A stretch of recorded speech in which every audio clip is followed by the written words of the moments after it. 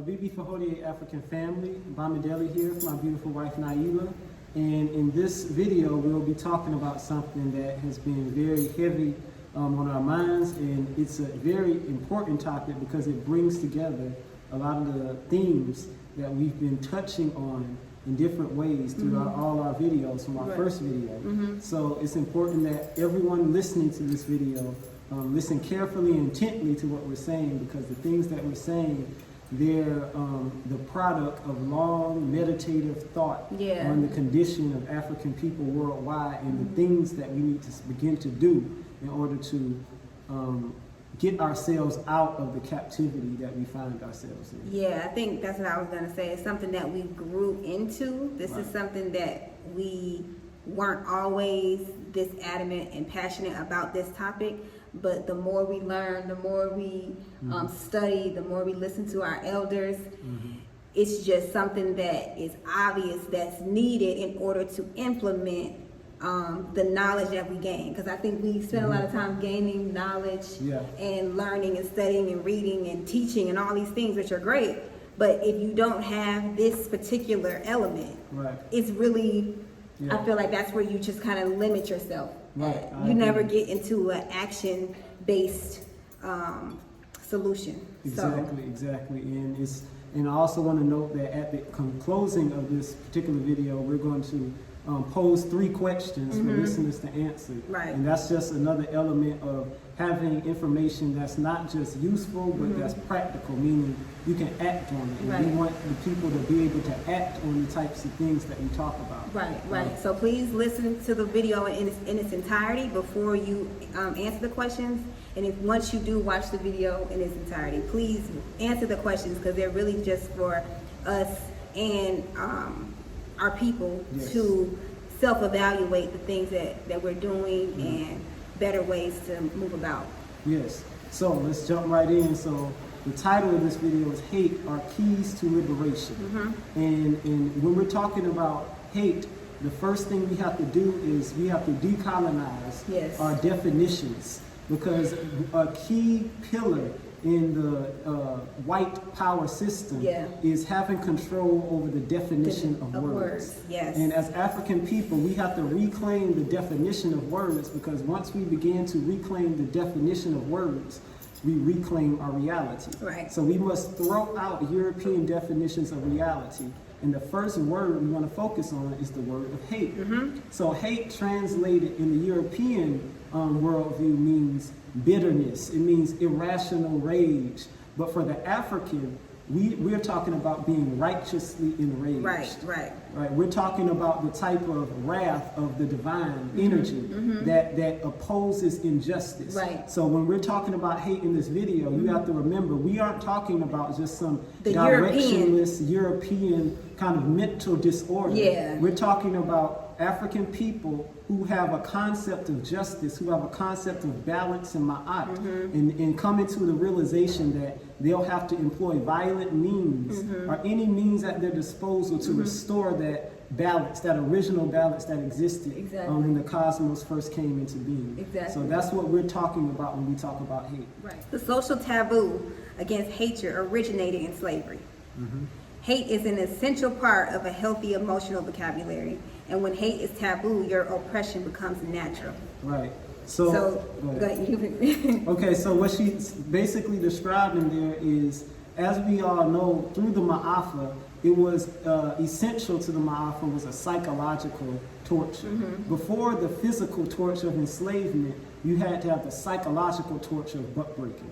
And part of that psychological torture of buck breaking was imposing on Africans a new set of laws that was in contradiction to the African laws. So if you look at the African law, it said, in the laws of Ma'at, it says, I will not be angry without just cause. Without just cause, that's the operative phrase in that statement. What the European did is, I will not be angry, period, at all. And by doing that, what the European did is they put a social taboo on hatred. And whenever you have a group of people who can make something that's lawful for you taboo, that means that group of people has control and ownership over you. And when we say hate is a part of having a healthy emotional vocabulary, you need that hate, and we're going to talk about that in the next point. That hate is something that's there, whether you're naming it or not. It's there. Right. So it's important that we name the things that we hate. Otherwise, like I said, what we'll talk about in the next point, that hate is going to go somewhere. It's going to get directed regardless if you're calling it hate or not. Right. So it's extremely important to understand that having a wide range of emotions, not necessarily a wide range, but a healthy range of emotions is imperative to our psychological health. Europeans, like we talked about in previous videos, they only use one side of their brain. So of course they're not going to have the range of emotions, which is why we see them use hate in a destructive way. But hate can be used to build as well, and to eradicate things that are taking things away from you that you value. So we just need to, like we said in the first point, decolonize when we hear the word hate. We have to really understand what that means and how it can benefit us as a whole. And it's something that we haven't tried before. Right. I think African people, you know, when you talk to them about hate, that's just something they're just like immediately terrified of, and they just want to get away from you because they scared and master gonna hear you say hate, and now everybody in trouble. So I think once we take back what that really means, what hate really means for us and how it can benefit us, and really understand that it's not even something that we've attempted to try, which was a goal for the Europeans. Like that was what they wanted. They wanted us to be afraid of hate, because when Africans use hate in its right form, you get Haitian revolutions. Yes, you get Jean-Jacques Dessalines, who had an intense hatred for Europeans. You know, because we tend to celebrate these ancestors, but we don't really embody or try to channel the type of revolutionary energy that they had. Right. So Jean-Jacques Dessalines, he was famous for saying, before he went into battle, he would look at the scars that was put on his back by the French slave masters and colonizers. And he said, because of this, I will murder every white man on earth. I will have them drown in an ocean of their own blood.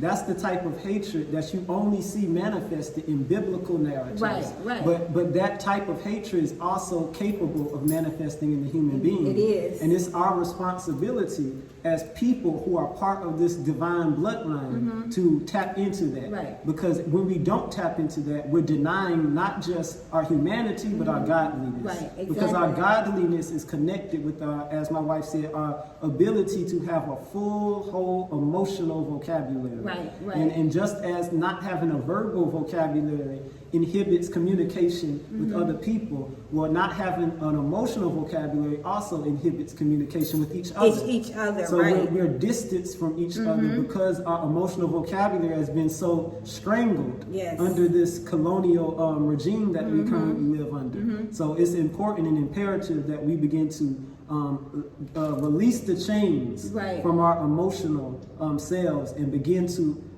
energize those centers that are underdeveloped because we've been taught that it's unacceptable or taboo to engage in those types of behaviors. And then you have to ask yourself too, why do we study slavery? Like, why do we care about the Ma'afa and what happened? And like, why does that type of stuff matter if it's not going to energize you to say, because why do we need to know that white people fed our babies to alligators? Why is that relevant?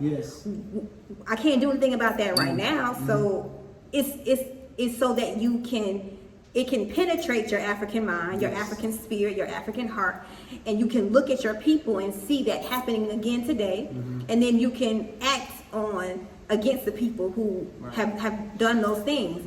And this is why we're able to look at Europeans, Yorugus as a whole. We don't fragment them. We look at them as a people, just like they look at us as a people. It's not beneficial for us to look at them as individuals. It maybe if they looked at us as individuals, possibly, I mean, I don't think it could theoretically, maybe it could be beneficial, but they look at us as a whole, and we know that. When they see black people, they don't care that this one's name is Damien and this one's name is Josh. They just see black men. Right. So when the Europeans during the Ma'afa, by the way, the word Ma'afa means catastrophe. And why do we use that word instead of saying transatlantic slave trade? Right. Because when you use a word that connotes destruction and catastrophe, what you're doing is you're trying to incite a feeling in the person who's hearing the word. Exactly. So just in the usage of words, we have to be very attentive on what type of words we use. But during the Ma'afa, the scientist, the farmer, the astronomer, the mathematician, they were all in the same ship.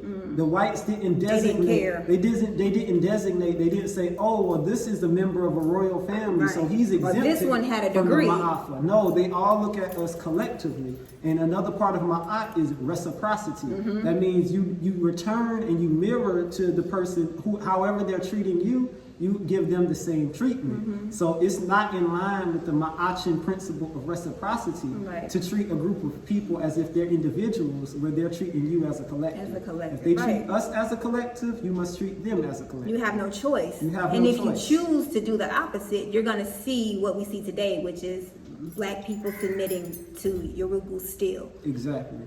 And so now we're going to go to point number 3, and this is very important, and that's that displaced hate is a leading mental health crisis among black people. And displaced hate examples of that are abuse, addiction, alcoholism, neglect, obesity, suicide, blonde wigs, and etc. All of this is evidence of the power of hate as a weapon to destroy a group of people. Right. Now, first, we want to clarify, what is displaced hate? So this goes back to what my wife just said a few moments ago, which is we all have hate within us. Whether we're saying it's hate or Whether we're conscious not. of it or we're saying it's hate or not. Just like we breathe, we might not call it breathing, but you're doing it to be alive. Yes, just as a factor of you being a living organism with human thoughts and feelings, it's impossible to deny the existence of hate. So the next question comes from that is that hate being placed properly? Right. And our argument is that Africans suffer from a disease of displaced hate, meaning the only hate that's considered acceptable and allowable is a hate that's directed inwards. And this inward direction of hate is most responsible for the longevity of our oppression. The fact that we've been unable to throw off the Europeans, despite them being the numerical minority on the globe, despite them being genetically recessive, we've been unable to throw them off because we've been tricked and been psychologically tortured into believing that hate is only acceptable when it's directed inward. Exactly. Because if we didn't have the self-hate, none of those illnesses from alcoholism, neglect, obesity, none of those illnesses would exist if the self-hate wasn't there. And for a lot of people who would challenge and say, well, we don't subscribe to the idea that hate is useful in terms of destroying or overcoming oppression, then I would say, well, it's worked spectacularly in terms of Africans using it against themselves. Exactly. We are evidence of the proof of hate as an effective tool to destroy a group of people. Absolutely. So if you're sincere in saying that you want to destroy your enemies, then why not use those things which are proven to destroy people? And as I said, we have a documented, very abundant record of the proof of hate as a weapon against Africans. And so I'm saying we should be more discriminate in using our hate against our enemies and not ourselves. And that's what it means to have self-love, by the way. Exactly. That's what I was going to say. Europeans, when they came to the continent to steal our ancestors, steal us, they saw that we had a lot of love for things, which means we had also a lot of hate. Women were jumping in front of their husbands to stop Europeans from taking them. They were risking their lives, jumping over ships, all of these things, killing their children so they wouldn't be slaves. So that's a lot of love that you have to possess in order to do those things, because those are drastic measures to take, right? And Europeans saw, wow, these people are willing to kill themselves and jump into an ocean full of sharks to get away from us, or that only comes out of a people who have a fundamental understanding what love and what hate is. Right. Right. And I feel like what they did was they said, we got to find a way to stop these African people from loving each other. And we have to find a way for them to take that hate that they had for us and push it into themselves and to people who look like them, and reserve none of that hate for us. Look, they can look at us and feel nothing, but they look at people who look like them, or they poison themselves with alcohol, or they eat horrendous junk food, or they put themselves in abusive relationships. Like, all of these things are a product.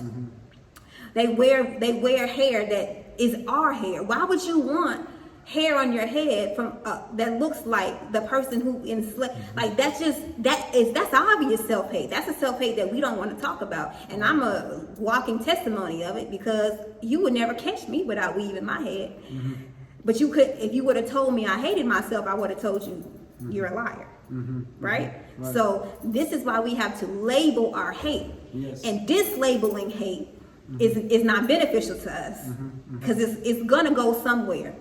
The hate is there. Now we have to figure out what is it that we're hating. Right.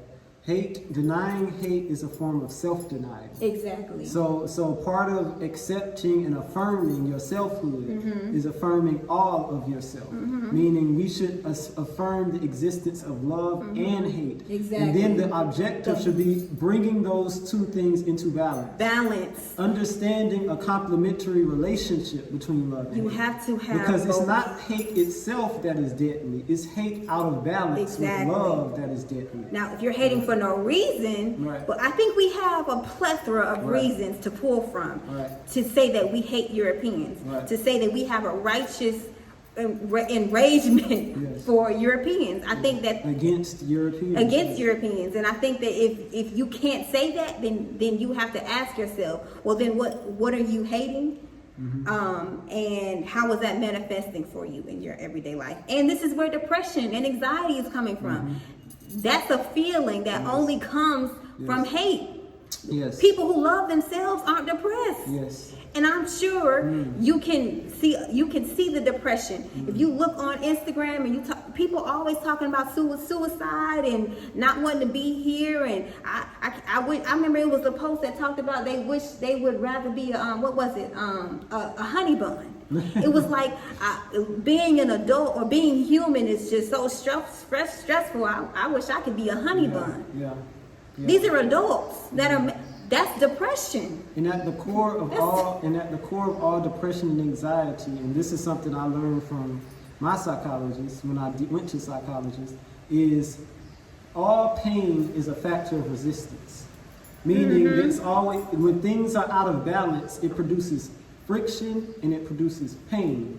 So we have to ask ourselves, if you're manifesting certain traits that are indicative of pain, then you have to ask, where is the contradiction? What is the resistance? And how can I relieve this resistance? And what we're arguing is that a large share, if not all, of the pain that Africans feel is because they're resisting the natural. And remember, this is a natural urge. The natural urge to hate their enemies. And whenever you turn somebody against themselves in that way, that they have to silence a natural part of themselves, it's going to manifest in dysfunctional ways. So this is all our effort in contributing to African people releasing themselves from the resistance to themselves. We are resisting ourselves in a lot of this behavior that we're showing. And as long as we resist ourselves, we'll never be able to resist our enemies. You begin to resist your enemies properly when you overcome the resistance to yourself. That's the first enemy. And that's why Europeans need to invest a lot of time and energy on making sure that you hate yourself and you hate people who look like you and you love people that look like them. It's beneficial, extremely beneficial for them to invest a lot of money, time, and energy in making sure that you're the most unhappy black person you could be. This is why they funnel money into the most irrelevant people on the planet, celebrities. And that's the basis of consumerism. People who play sports, they make the most money for athletes. athletes. Black Why? excellence. Why do white people give them the most money? Yeah, because they're making their contributions to the industry of self-hate, which is the most lucrative industry The most lucrative. in the world. In the world, if Africans stop hating themselves, the economies around the What are world we gonna do? would nosedive. Who's gonna buy this European weed? Yes. Who's gonna bleach their skin? Who's gonna buy Who's these? gonna consume this satanic music? Who's Like- gonna buy Ciroc and Hennessy? Yeah. Who's gonna do it? Right. Cause they ain't consuming it the way y'all consuming it. Right. So what's gonna happen? What are we gonna do? We gotta make sure these people, these African people, stay hating themselves. It's Right. extremely lucrative business, and black people are also now becoming very wealthy off of making sure that their people also hate themselves as well. Yes, I agree. Point number 4. Evil means being comfortable in disorder.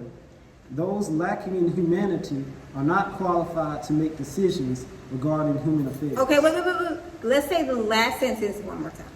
Those lacking in humanity are not qualified to make decisions regarding human affairs. Those lacking in humanity. And so let's define humanity. Yeah, Because I think it's yeah. and this again, we're coming back to what? Africanizing our definitions of things. Mm-hmm. So typically the definition of humanity we get from the European mind, if you can call it a mind. The sick The mind. sick mind of the European is humanity is just a factor of biology. Mm-hmm. They say you have 2 arms, you have 2 legs, you have a voice, you can walk upright, Mm-hmm. you have opposable thumbs. They say, okay, you're a human. But Africans, we have to understand, the Africans in our site in the Congo, we had the concept of Muntu. And a Muntu is the Congolese, the Bukongo people's definition of humanity. And they said your humanity had to be proven. And that humanity was proven through your relationships with others. Meaning through your placement within an overall cosmic and human community. If you can't position yourself within that cosmic and human community, then you have no humanity. Now, ask ourselves, when we look at the wide scope of history, have Europeans ever positioned themselves within a cosmic order and that order has been balanced because of their existence? Evidence that shows that they have always been destructive we're looking at today. Whenever we're looking at environmental destruction, whether we're looking at the production of nuclear weapons, whether we're looking at the spreading of pandemic diseases, these are all indications that the white person is not a human being. This is an imitation human. This is a mutant. This is an albino. This is a melanin deficient. Another species. This is another species. This is a melanin deficient creature. And that's another. And they know this. And another definition of humanity is anyone who has the ability to produce melanin. And because melanin is that the life enabling, source. that life source that gives us our The spirituality. spirituality, right. This is why we say white people don't have Right. spirits. Right. And we don't just say that because they can't dance. I mean, Right. that's just one indication. But that's not why. They Right. don't have it in them because they're Right. lacking melanin. Their pineal gland is calcified at an Right. extremely early age. Right. They have no kinship with the cosmos. No. There is no kin between the white and the cosmos. No. And that's why another thing about African cosmology, that's why the color white was always synonymous with death Evil. and evil. So whenever we're talking about evil, we're talking about a being or an entity that finds its kind of place in disorganization, chaos. in aspect, Disorder. the opposite of Ma'at. Exactly. So when we're looking at a people like this, it's insane for us to defer to them on anything that has any relevance to humans. That includes where you live. That includes the food you eat. That includes the type of medications you take. The religions you practice. The religions you practice. All of these things should be taken into consideration. The character of the culture that's giving you these things. Right. Because when you start to neglect that cultural component, what you're doing is you're denying yourself. And when you deny yourself, what you're doing, you're depriving yourself of the ability to hate. Because again, hate is that mechanism that allows you to push away those things which are alien and invite those things which are kin. When you don't have that hate, you're just blind. Anything can come in and anything can come out. Exactly. And this is why when we say hate a lot, but this hate is coupled with a deep love, a deep admiration, and almost infatuation with African people. That's beyond really infatuation. like this is, it's a reverence. It's a reverence. It's a respect that we have for African people, and that is going to produce hate. When you look at the people that are raping, stealing, killing, and destroying from African people, you have no choice but to hate that people if you love African people. And I think what we're seeing, going back to the displaced hate, is most of us just don't love black people. Most of us don't love African people. And we say we love it. We say Black Lives Matter. We say all of these phrases to hint and give the appearance that we care about black people, about African people, but in our everyday actions, you can see that that's not true. And white people know it's not true, which is why they join your movements. Black Lives Matter. This is why they join. This is why they can come to your protests. This is why they can wear the t-shirts and put the hashtag and put the little Blackout Tuesdays in their Instagram. This is why, because they understand that all these black people talking about Black Lives Matter care the least about black people. Right, and the way you show your love towards anything, not just people, but nature, animal life, is you invest your time. You protect it, correct. First you protect it, because if it's not existing, there's nothing to love. What I'ma love? It's just gonna get consumed by its enemies. So you got to protect it, invest your time, your energy, your resources, and you have to be willing to make sacrifice on behalf of those Sacrifice things. is huge. Because if you're not willing to sacrifice, that means you don't feel there's an identity that bonds you to that thing. And sacrifice and protection really go hand in hand. Yes. Because if you want to protect something, you're going to have to sacrifice possibly your life. Yes. But you're willing to do that because you understand the value in what you're protecting. Right. But y'all don't understand the value. So I don't want to say y'all don't, but what we're seeing is black people don't understand the value in being African and being on average. We're not seeing that, and this is why the world is looking the way it looks. If African people started loving African people the way that we were designed to love each other, the chaos that we're seeing in the world wouldn't be able to exist. Right, and this is especially important for Christians to absorb, because at the center of the Christian teachings is this aspect of sacrifice. So in the story, so they say in the story of Yeshua ben Yosef. But the Christianity that has been passed down that has infected the African people of today is a Christianity of our enemies. It's the Christianity of the Romans. It's the Christianity that was kind of enforced on Africans as a way to expand state power. And whenever you have that type of Christianity, what you're going to have is a kind of misplaced and kind of imbalanced concern for self-enriching at the expense of others. And that's what Christianity has been responsible for in African people. You have the language of sacrifice, but in all of the distribution of time, energy, resources, you see this self-interest, individual self-interest. Absolutely. So we have to expand our concept of self so that it attends to not only us as biological individuals, but first our people, our God, our community, our environment, and everything else that is natural. Because when we separate from that, what happens is we start to glorify and we make a religion out of our own oppression. Exactly. We begin to become worshipful of the people who are oppressing us, because we're practicing the religion of the people who oppress us. Literally. Anybody who gives you a religion, the religion they're giving you, the purpose of that religion is to get you to worship them. So when we're thinking about religion, you have to understand that religion isn't something that should be given to you. Religion is manifest in your commitment to your people and yourself. It's something you are. It's something you are. Not something you practice. Something you experience. Our way I put it is the Yoruba observes God. The African experiences White God. people observe God. And anything you can observe That means something you can manipulate. Exactly. But you can't manipulate an experience because the experience is unique to you. It's unique. It's unreachable. And it can't be. this. It's not something that's tangible. Yes. So we don't have a consciousness that can appreciate the intangible things, the things like relationships, the things like self-regard, the things like child rearing, things like teaching. Things like historical memory. Things like hating your enemies. Things like hating your enemies. All of these intangible things are lost because we're stuck in this kind of straitjacket that says the only types of things that are worthwhile are those things which you can see, touch, feel, smell, or hear.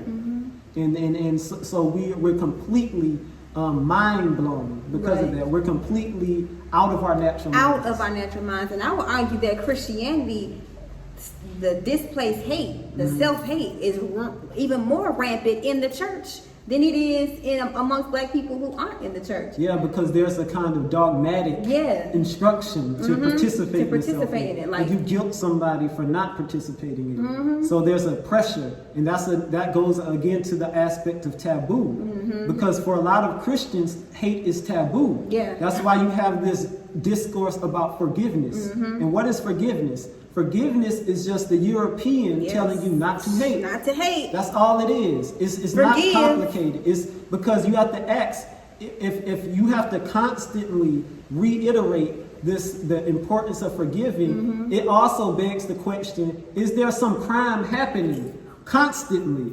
Is there always a crime happening that necessitates my forgiveness? So why not try to create a world where we don't have to forgive because we ended the criminal. Yes. We ended the crime. At what Stop point? focusing on the crime and focus on the criminal who's committing the crime as well. And this is why Christians can't ever say that anything is irredeemable. They'll never say that word. Except themselves. And it shows in their actions that they think of themselves. But we have the authority, part of being Africans, part of being the stewards of the world, the stewards of the earth, is being able to say this is irredeemable. You are irredeemable. We have that authority. God gave us, God is within us. We have that authority to do that. And they understand that, which is why they need us to think that that word, that term, that even idea is just absolutely off the table. And if this sounds like it's coming out of left field for Christians, just wait, because we have scriptures, we have something for you guys. Evidence that shows that hate is not a taboo in Christian teachings, but it's a taboo in European thought and European domination. So let's get past this forgiveness obsession. Forgive. The Bible talks about forgiving is for your people, people who brothers look like you, brothers and sisters, mothers and fathers. We have no relation to these people. What are you forgiving somebody who's outside of your culture for? Who gave you permission? Who gave you permission to do that? Yeah, so we have to ask who is our forgiveness sanctioned? It's not within our African legal system. And this is why we see the world going in the direction it's going. Right. Because we continuously forgive the irredeemable. Yes. All right, next point. The only hate that should be outlawed is self-hate. Hate should be reserved for people or things which are unnatural. Hate, and then listen to this, hate when discriminately practiced, not reckless, directionless hate, but hate when discriminately practiced is a protective shield that ensures your love remains whole. Now, what does this mean? This means hate and love exist, as I said, in a complementary relationship.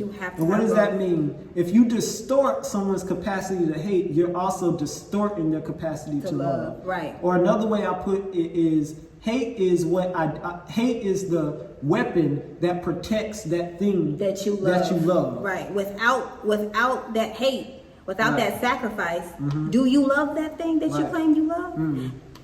Hate allows you to target the threats that are coming against that thing which you value, that thing which you hold dear.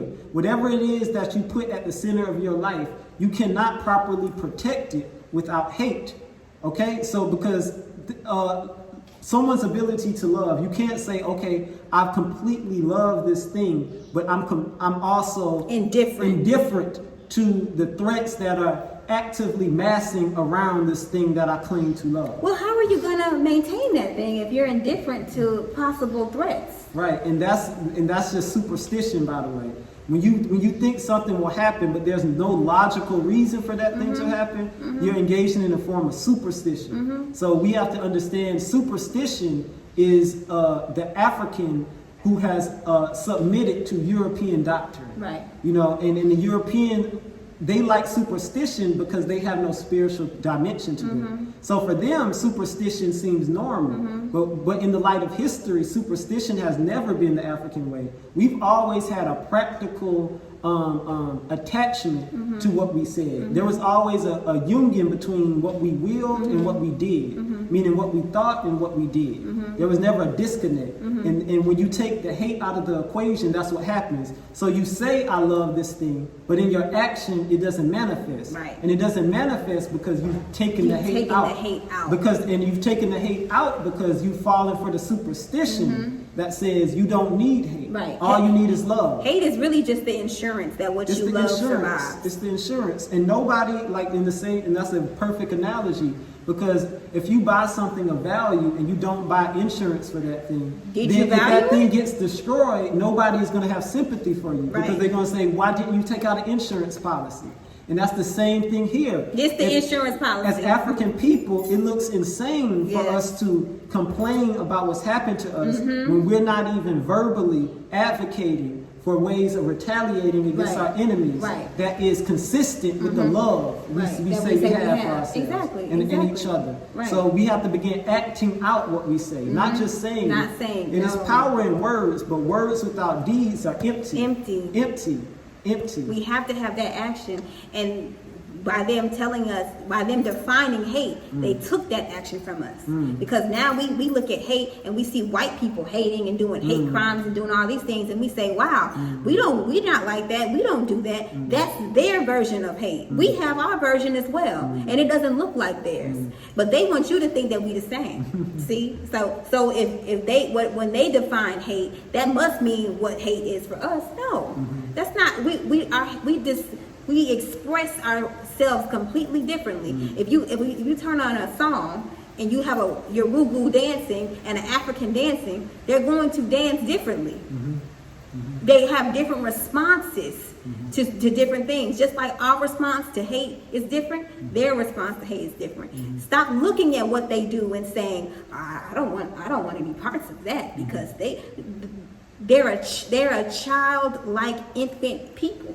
So they're going to be reckless with anything they have. You can't trust them. Yeah, that's not the definition. Right. They're children. Right. Of course the child is going to come into the house and just touch everything and say, I discovered this and this is that, and start naming stuff, and that's what children do. We should expect that from them. But what we should not do is say, well, because the child said that this is what hate looks like, then this must be what hate looks like. Nobody would do that. Nobody would do that if a child, you define, because you're the adult. We're the adults of the world. These are infant-like people, which is why they act the way they act. And I would and that's a great point, the infantile nature of the European. But I would even say that a love which is divorced from righteous rage, because remember, when we say hate, we're really talking about righteous rage. Righteous rage, so a love divorced from righteous rage becomes an accomplice to hate. What does that mean? That means if you're loving, if you're an African person, you say, I love African people, but you're not saying you hate white people, you're an accomplice to the white people. Meaning you're furthering their agenda to destroy Africans. Because whenever an African puts out the message that he loves, and there's no righteous rage that's inside of that love, what that tells the white person is these people are easy to dominate. Absolutely. And that's the first thing the Europeans saw about the African, by the way, when they encountered them. If you read the travel logs of all these Europeans, from Columbus to Cortez, one of the first things before they go into their racist diatribes, the first thing they'll say is these people are unusually kind. These people, they're sharing things as if it's just abundant. So welcoming. They're so welcoming. They're so generous. Isn't it great? And these analyses that they were making, this was a military analysis.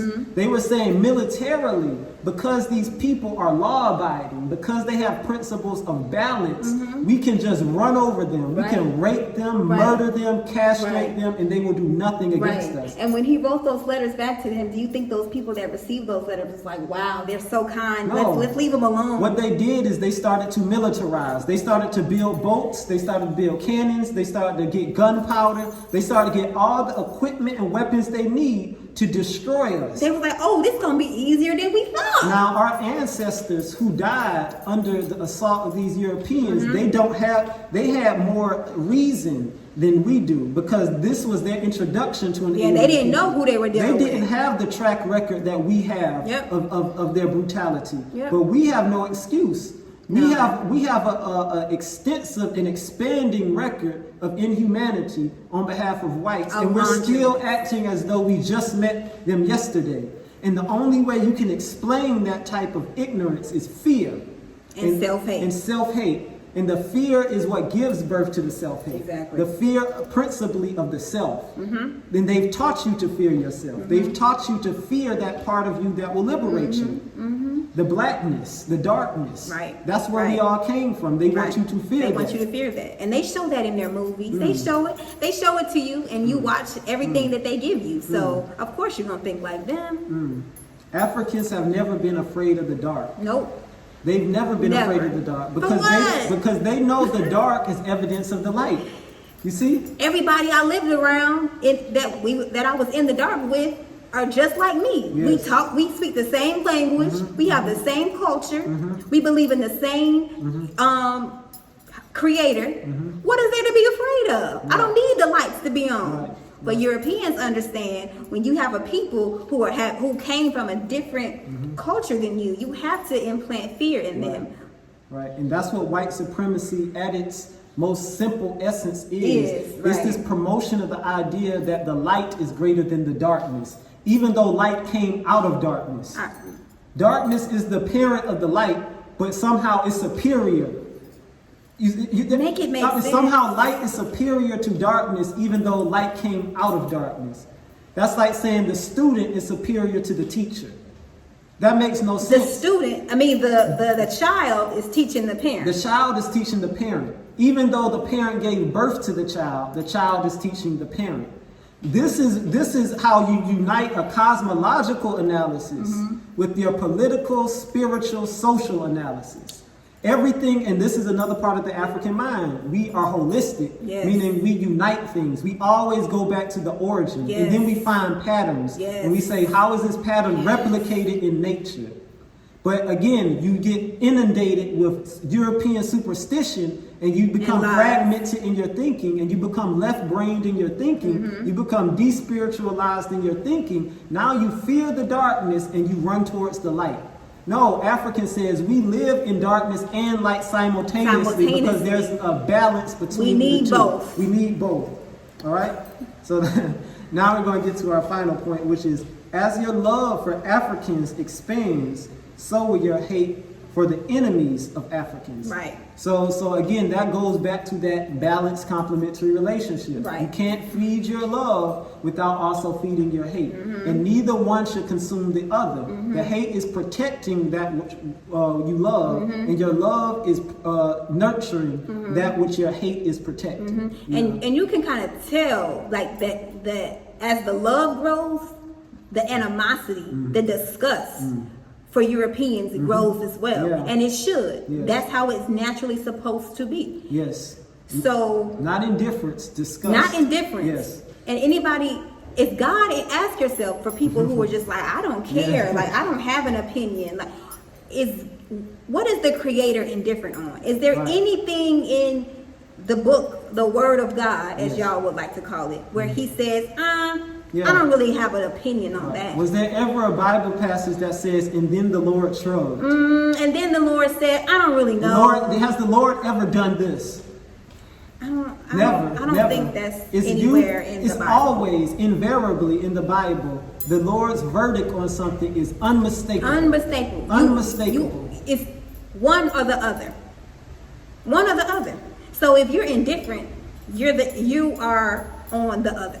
Yes. You would be the person who was in Sodom and Gomorrah that was just like, I don't really have Long an as they don't opinion. do nothing to me. I ain't got nothing to do I with ain't got that. nothing to That do ain't with got the nothing to do with me. Sodomites. All right, so because you here though, but because since you were around them, you've made your decision. And that's what when we say to tell people to get out of America, that's what we're saying. Whether you agree with what is happening or not, your presence is you validating what's happening. Because what's on your heart is manifest in your and where actions. you are. Where you are. Where you choose to raise where your you're children. striving, where you're leaning, where you're oriented. It's our orientation that matters. Again, back to the African origins. In Kemet, if you look at the temples, the temple complexes, how they built them based on the orientation to the stars. They wasn't built on the stars. No, it was enough. They said we want to orient it towards the star. And why is it important to orient things towards the stars? Because the orientation is showing the spiritual essence of that thing. Yes. I belong to what I orient myself towards. Around. And I have to ask African people, why aren't you orienting yourself towards Africa? Even if you're in America, I don't see Africans orienting themselves towards Africa. Nope. They're accepting and embracing European thought, European culture, European dress, European hair, European food. Everything. Again, your orientation, and again, and this is answers the question of people say, how do I get to Africa? And they want a long laundry list of ways to get here. You know how to get to Africa? Orient yourself towards Africa. Just orient yourself towards Africa, because what will happen is your spirit will transform just out of that orientation alone. And that transformation of spirit will then bring you the material resources you need to get up out of the captivity. The next thing you know, you're going to end up in Africa and you be like, dang. How did I get here this easily? How did I get here? Do you know how we got to Africa? We didn't say, okay, we need to get this job first. We got to stack this money first. We need to buy this amount of land. No, we didn't and we need do to that. invest this amount. All we did was orient our minds to Africa. And then we got there. And this comes out of that whole Hermetic philosophy about the universe being mental. Your circumstance is a product of your mentality, and that doesn't necessarily mean that you're not going to experience struggle. Yeah, but we experience struggle. The nature of your struggle, meaning how you receive that struggle, the type of spirit you have in the face of that struggle, that's going to be a product of your orientation. Right. And that's why we're so key on this idea of hating. Right. Because hating is a key, essential part of orienting your spirit to Africa. Exactly. You will never orient yourself properly if you don't have a healthy amount of hate. You can't. It's impossible. It's impossible. Because you're going to have that love, and the love is going to bond you to your people. But when your people meet that inevitable resistance, you're not going to be equipped to resist because you never had understood the value of hating. You never understood the value of self-righteous hating. rage. You didn't understand that. Nat Turner understood it. You never understood the value of having a military mindset. Yes. When you're dealing with the militaristic people, you have to defeat them militarily. Okay? This is just what we have to do. Yes, hold fast to your spirituality. But military science and spiritual science are not incompatible. Right. That's why in Kemet, all the priests was also warriors. Because they understood the nature of the universe, everything is united. Right. All right, so now, since we've talked about that spiritual part, I'm going to go into what I talked about earlier, and that's the biblical endorsement of hate as a healthy spiritual component in any righteous person. Right. Meaning you can't call yourself righteous if you don't have a hatred of evil. Right. Okay? You cannot meaningfully and honestly call yourself a righteous person if you do not have hate. And again, this gets repeated over and over in numerous passages in the Bible. And I'm going to give a brief sample of some of these examples of hate as a positive spiritual attribute in the Bible. So first I'm gonna read out, and I urge listeners to write these down and look them up for themselves, because this is what we're talking about when we talk about orienting yourself towards your center, towards your home. So the passages are Psalms chapter 5, verse 5, Psalms chapter 26, verse 5 and 9, Psalms 45, chapter 7, Psalm 97, verse 10, Proverbs chapter 8, verse 13. Ecclesiastes, chapter 3, verse 8. Luke, chapter 14, verse 25. And Hebrews, chapter 1, verse 9. Now, so I'm going to read We're going to read two of them. So the first one I'm going to read is Psalm 26, 5. So in Psalm 26, 5, and listen carefully, it says, and this is called a Psalm of David, and he says, I hate, all right, listen, I hate the company of evildoers and will not sit with the wicked. I hate the company. Now, notice they didn't say, I'm indifferent to the company of the evildoer, but I will not sit with the wicked. Or what the evildoer ain't got nothing to do with me. Or they didn't say, I hate the evil, but I love the evildoer. Or the evildoer can change. Because that's a diplomatic thing that a lot of these fraudulent pastors engage in when it comes to issues like homosexuality. They say, oh yeah, I hate the sin, but I don't hate the sinner. That's like saying, I hate the evil, but I don't hate the evildoer. The evil and the evildoer are united as one. You cannot separate evil from the evildoer. You cannot separate evil from the culture that produced the evil. Right. And you cannot separate culture from the people that produce the culture. This means making a logical connection. So if you hate evil, you must hate the culture that produced the evil. And if you hate the culture that produced the evil, you have to hate the people that produced the culture. Culture doesn't just fall out of the sky. No, it does not. Culture is produced over a historical period by conscious decisions made by people thinking they're acting out of their own self-interest. Right. What we're noticing now is we're living under the dominion of a culture of people whose interests are diametrically opposed to the interests of African people. Right. Now the question is, what are we going to do about you hating the company of the evildoers in your presence? What are you doing? And if you're not hating, then you are tacitly complicit. Agreeing. You are the evildoer. What's the difference? You're indistinguishable from the evildoer. It's like the guards, like the prison guards. They ain't the reason why you in jail. Right. But they keeping you there. Right. So you must hate the company of evildoers and will not sit with the wicked. So what's the practical? How do I apply that principle? I will not sit with the wicked. So if this Psalm of David said, I will not sit with the wicked, what do you think their perspective is of living with the wicked? Or having children. Or marrying the wicked. Or befriending the wicked. Sending your children to be taught by the wicked. Right. They didn't notice. They didn't go that far. They said sit. Don't sit with them.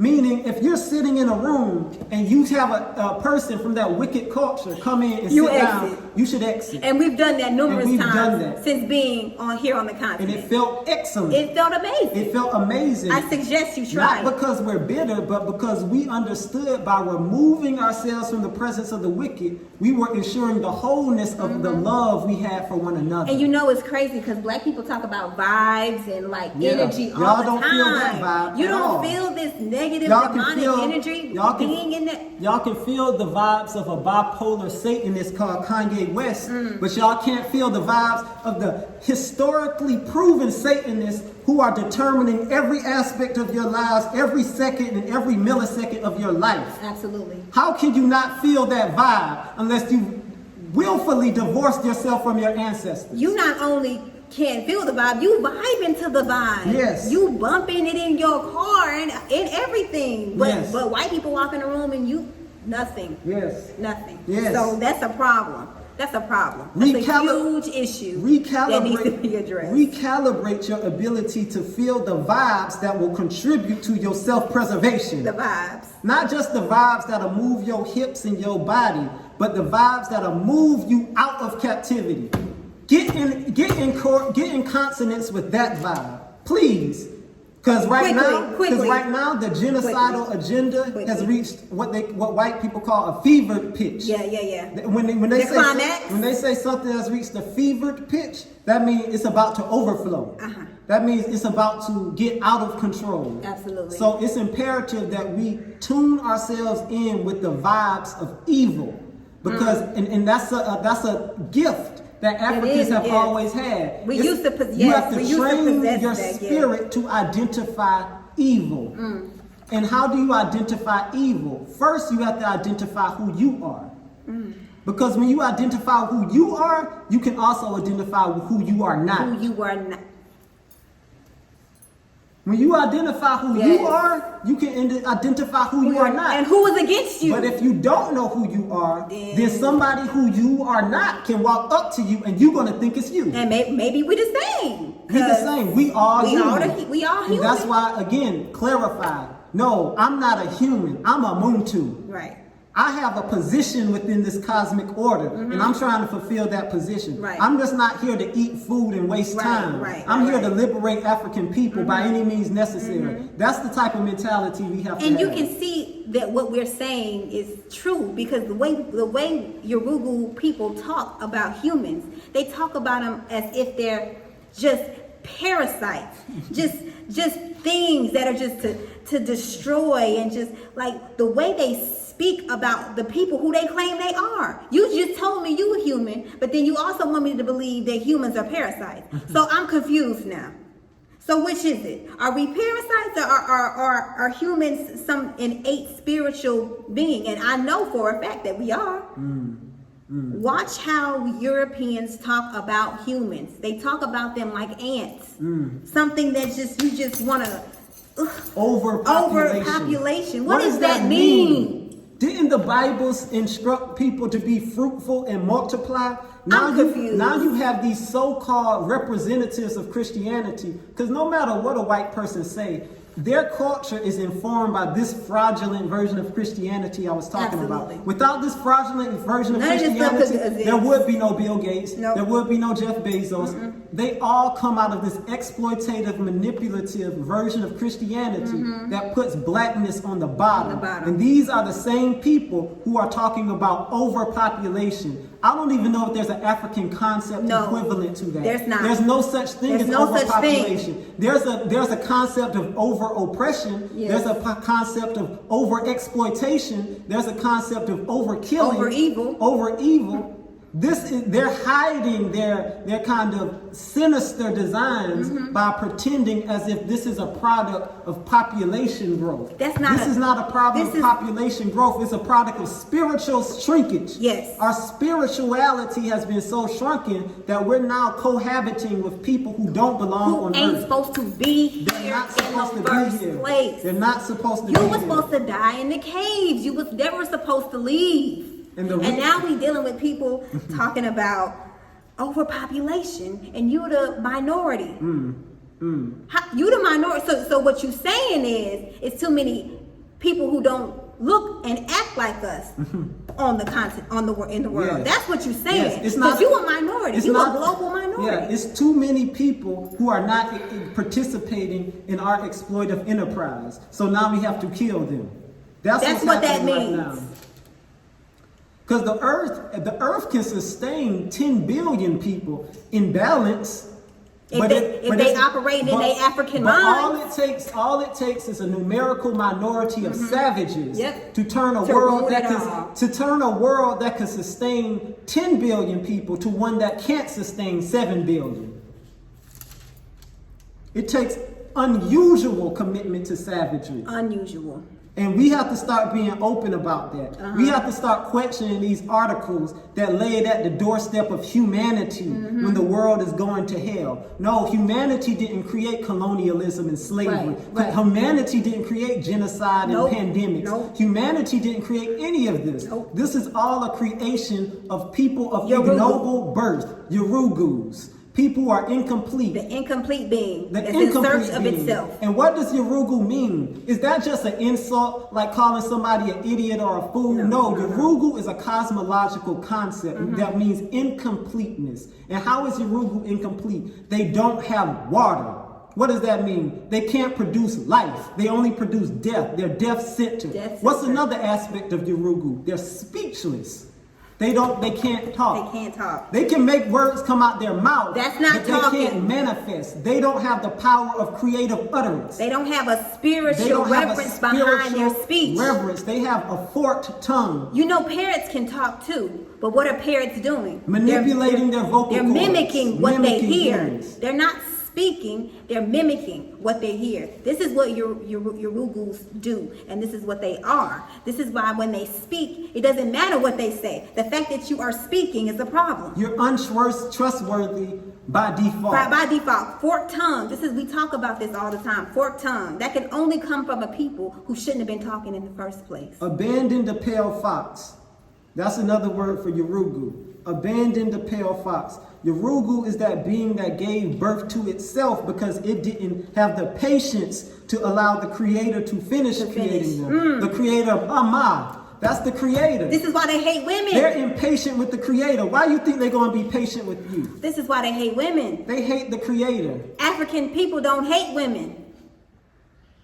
That's not something that we do. So what's the second scriptural proof? Proverbs 8:13. Proverbs 8:13. Proverbs 8:13. This says, the reverent, and we've been talking about reverence a lot. The reverent fear and worshipful awe of the Lord includes the hatred of evil, pride, arrogance, the evil way, and perverted and twisted speech I hate. Twisted speech. We just said Remember that. I just said speechlessness? What's another word of talking about speechlessness? You twist speech. You twist it so that it has no correlation with the spirit. It's just about material accumulation. It's about That's gaining what it power. means to have twisted speech. Gaining power. And these are people who you're believing to inject yourself with. This is... What's the tradition of Africans when it comes to speech? Because I gave you the picture of Urugu. I said one of the things of your attributes of Urugu is speechlessness, or what the Bible calls twisted speech. What is this divine speech? What is divine speech? Medu nature. What did the European call our divine speech? Hieroglyphics. And what does hieroglyphics mean? Sacred carvings. So they took something that was about speech, meaning that one attribute that they lacked, that we had, and they didn't want to admit it. They didn't want to admit that we had an attribute of speech that they lacked. So they just called it sacred carvings. Everything they do is a mockery of God. When I say God, I mean the creator and I mean us. Everything they say and do is a mockery. Their very existence is a mockery. Their very existence. Because their existence is a rejection of the creative process of the creator. They gave birth to themselves, they say. So they're out of an incestuous type of process. It wasn't a natural process. A normal practice amongst Europeans. So we have to abandon this idea that we can somehow call ourselves followers of any spiritual tradition, whether it's Christianity, Islam, Judaism. That's religion, though. That's religion. That's religion. But I think all of these religions, they come out of spiritual traditions. Right. And if you read it with your African mind, you can access something spiritual. Right, because we read the Bible. Right. Clearly. And a lot of the points that we just articulated is not written down. But how do we able to manifest this idea? Because we have a spiritual connection to the source of the Bible. Right. And not the Bible itself, the source of the Bible. Not the Bible alone. Not the Bible alone. We couple the Bible with other sources. Yes. We don't just read one book. That's absolutely absurd. That's crazy. If you met somebody and you were like, how many books have you read? And they just like, just one. The Bible. Just the Bible. So this is not evangelicalism. No. This is about understanding how your African self is present everywhere. Everywhere. In everything. Everywhere, in everything. Even when they try to hide it, even when they try to whitewash it out of existence, it's still there. Right. So we are going to conclude these notes. We want to end with these questions. Please, like I said, if you made it to this point, Asante Sana, we appreciate it. And we hope you feel the energy that is coming from the love we have for African people. So first question is, what area in your life have you engaged in displaced hate? What area in your life have you engaged in displaced hate? Think about it first before you comment.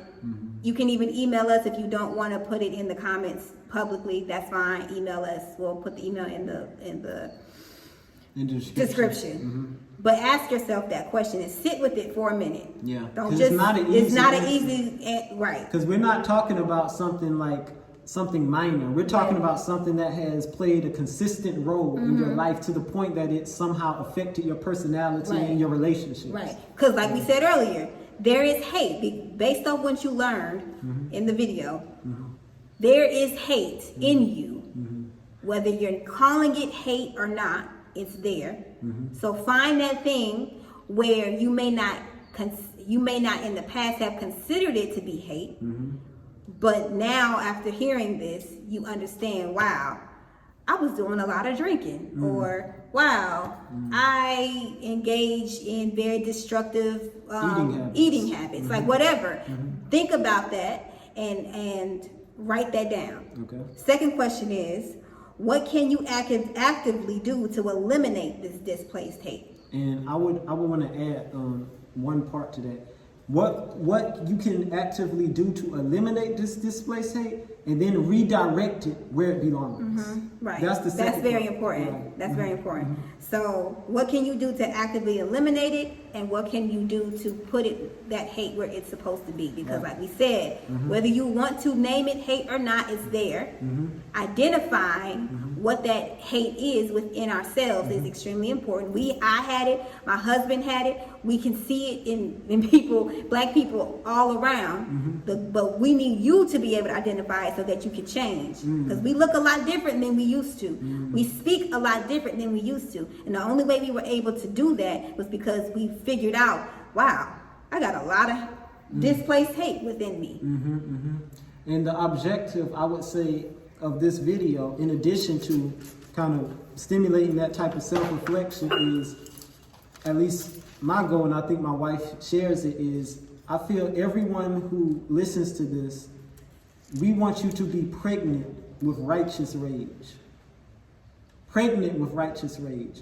Meaning, this is a type of rage, and I purposely use the word pregnant because pregnancy connotes life. And what we're saying is this is a type of rage that not just destroys, but it creates the foundation to build upon. And as long as we have this displaced hate, we're not going to be we're going to be barren. You know, we're not able to reproduce. And that's another aspect I think that we have to key in on, this idea of barrenness, spiritual barrenness.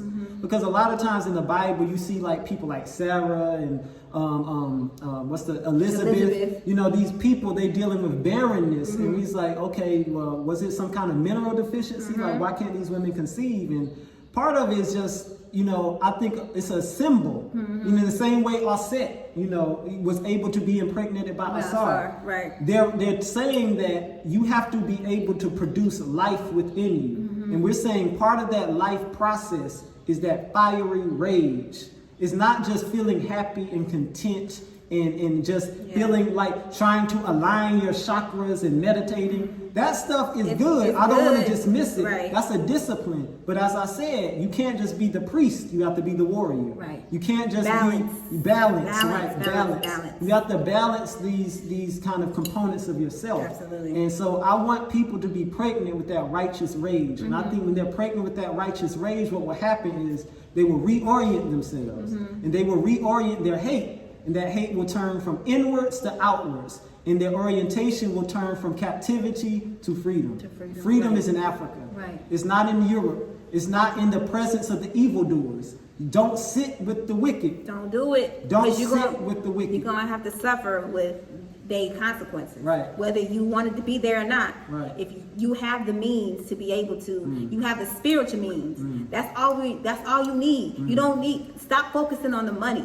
Stop focusing on the material. If you have the spiritual need to leave America, Yahweh, the Creator, Olodumare, will make sure that you have what you need to escape. And that's true faith. That's true faith. You know, because we talk about faith that our situation to get better, but it's not faith. That's different. Like, because when people say, "Oh, I have faith," and they want a situation to get better, but they aren't doing things that actually put themselves at risk, they're just hoping. Or another way, that's wishful thinking. A lot of times we call wishful thinking faith. You know, like we in a tough situation and we don't know what to do, so we say, "I'm gonna just let God," and that's it's in God's hands now. No. What you have to do is you have to understand. You are the God. Yes. You are the God. That's you. Using your hands. Yes, using your own hands and feet and mind To move. is an expression of God. Okay? We saw the Hebrews do it when they left Egypt. Yes, yes. They could have been like, it's in God's hands. He'll lift me up and move me. No, yes. you're gonna have to walk, bruh. Yes, yes. You're gonna have to have some action. And the salvation is in the movement. The movement, yes. It's not in whether you get there or not. The fact that you oriented yourself and moved, at that point, you became God's child. Even in the fear. Even in fear. You moving, when you start moving even in fear, even in the unknown, that's when the Creator is really like moving in, yes, or another way, moving, I got you. Moving in the darkness. Yes. What is movement in the darkness? That's the origin of everything, right? Right? In Genesis, they said it was darkness upon the face of the deep, and then existence jumps out of the darkness of the deep. Right. Now, ask yourself, when you look at your life, are you moving in darkness out of conviction for something you care about? Right. That's what it means to leave America, really. You're moving in darkness, because most people who leave America have never been to the continent. Right. We had never Yeah, been. we was moving in darkness, but we was trusting because we knew that the origin of everything came out of darkness. And we didn't visit before we got here. We literally didn't do much research. didn't do much We research. didn't even want to come to Tanzania originally. No, we was going somewhere else. That's why when people like, do your research. I mean, I guess if that's what you need, but I mean, you also don't need to do research if you trying to escape. Like, the people was jumping off the ships. they wasn't researching how many sharks was in the water. Let's calculate how long it's going to take before we hit the water and How long the it's math and that. No. They wasn't researching how long it was going to take them to drown. They wasn't researching if they could swim back to Africa.